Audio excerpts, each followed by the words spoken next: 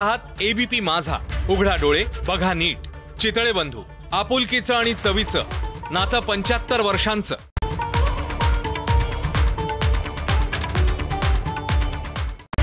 Headlines brought to you by Chitale बंधू.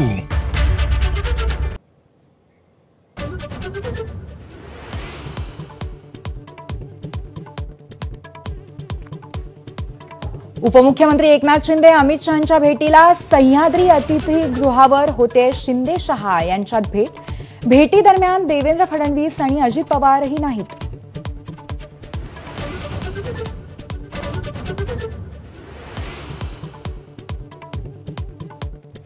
एकनाथ शिंदेंनी अर्थ खात्याबाबत अमित शहांकडे खंत व्यक्त केल्याची सूत्रांची माहिती. तर एकनाथ शिंदेंसोबत संबंध चांगले, ते अमित शहांकडे तक्रार करणार नाहीत, अजित पवारांनी केलं स्पष्ट.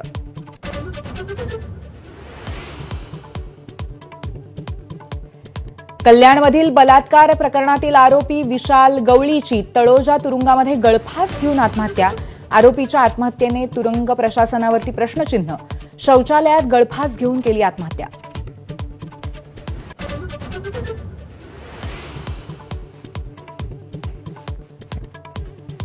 नागपूर विभागामध्ये 580 अपात्र लोकांनी 5 वर्ष उचलले शिक्षक म्हणून वेतन.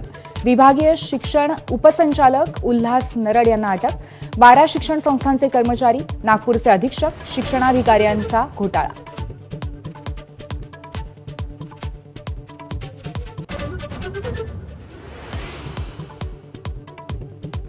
नागपुरामध्ये आयपीएस अधिकाऱ्याविरोधात बलात्काराचा गुन्हा नोंद. महिला डॉक्टरच्या तक्रारीनंतर एफआयआर.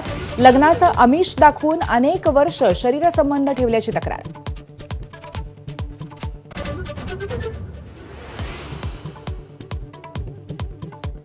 मुंबईत मनसेकडून सर्व 48 खासदारांविरोधात बॅनरबाजी. मराठी खासदार नव्हे तर कणा नसलेले खासदार म्हणा, बॅनरबाजीतनं डिवचलं.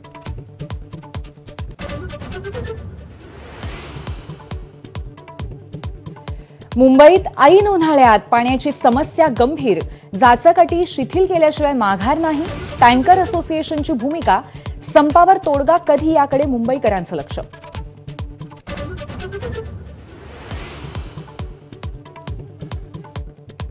रुग्णालयांनी डिपॉझिटची मागणी करणं गैर नाही.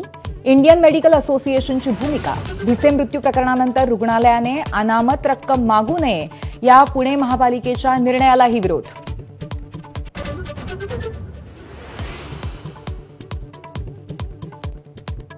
नाशिकच्या येवला तालुक्यात अवकाळी पावसाचं थैमान. काढणीला आलेल्या कांदा पिकाला मोठा फटका. तत्काळ पंचनामे करून नुकसान भरपाई देण्याची मागणी.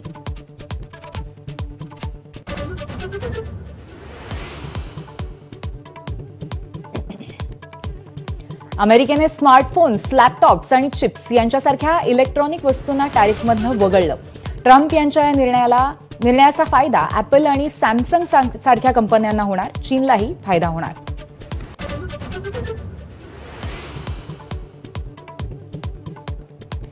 अभिषेक शर्माच्या धडाकेबाज शतकाच्या जोरावर हैदराबादचा पंजाबवरती 8 गडी राखून विजय.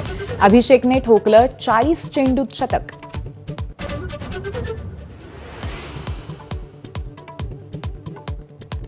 लखनौनं गुजरातची विजयी घोडदौड रोखली. पुरन, मार्क्रम आणि बिश्नोईची चमकदार कामगिरी.